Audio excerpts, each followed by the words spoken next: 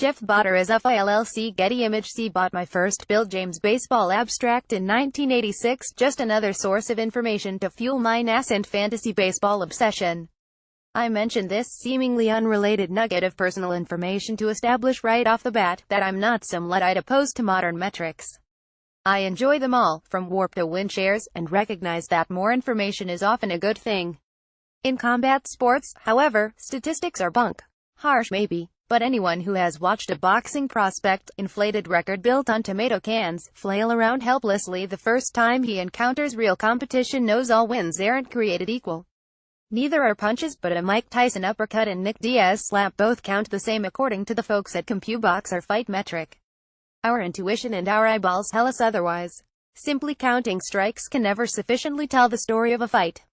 Not when one good one can erase everything that came before it.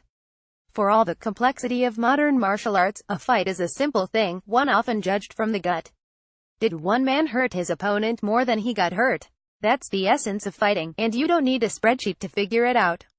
It's worth keeping this in mind as we head into UFC 216, advertised as a historic night for flyweight champion Demetrious Johnson. His fight with Ray Borg, assuming he wins, will mark Johnson's 11th defense of his championship. It's the most in the promotion's history, and it will put him ahead of Anderson Silva, the greatest MMA fighter of all time, in the UFC's non-existent record book. We are told this matters. It does not. For Johnson, of course, it matters a great deal. In lieu of the accolades, love and money that usually land in the lap of dominant cage fighters, he's seized on history as his great prize for a career in the cage. As our own Chad Dundas pointed out, it's a feat he's had his eye on for quite some time. This milestone obviously means a lot to Johnson.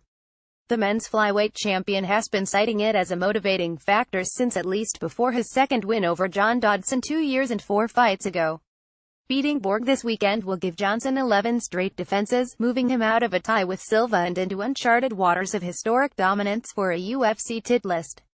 I hope I can get to 20, Johnson told ESPN.com's Brett Okamoto. I'm on pace to get 2 or 3 fights per year, and I think I've got 5 or 6 years left in me. Maybe I'll get something like 18 and walk away from the sport, retire as champion. I think 15 to 18 title defenses is something that would be in the record books forever.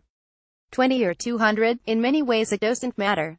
Fighters, divisions, eras, none are created equal. A winning streak means exactly as much as the names on it. And, unfortunately, most of the names on Johnson's list could sit down next to fans at UFC 216 and go unremarked. His will be a record built on a very shaky foundation. That's not to say Johnson isn't an extraordinary fighter. He's amazing, one of the most complete fighters to ever step in a cage.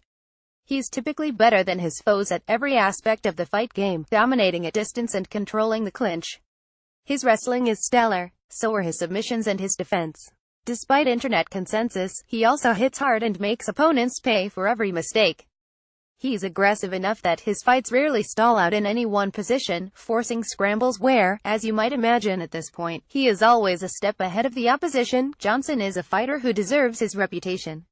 But he's not Anderson Silva.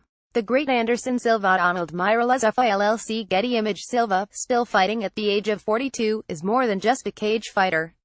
He's an artist, a Bruce Lee movie brought to life. In his madcap antics we found a collective joy. Yes, there was pain too, the long, thick, seemingly endless moments of inaction when he couldn't make an opponent come to him, the rounds he appeared to be considering the deeper meanings of life and not the business in front of him, the arrogance on display as he dropped his hands and gave lesser men a chance at glory. But the joy, both his own at his handiwork and ours in watching him, was mesmerizing. MMA isn't a collection of names on a list. It's a series of moments, seared into our hearts. And no one gave us more moments than Silva. There was the front kick to the face of the fearsome Vitor Belfort, the slow-motion dismantling of former light heavyweight champion Forrest Griffin, and the last-second submission against Chael Sonnen, who had likely won every second of their first fight until his glorious demise. These are things that no one who saw them will ever forget. Martial mastery on the grandest stage possible, against the very best opposition in the world.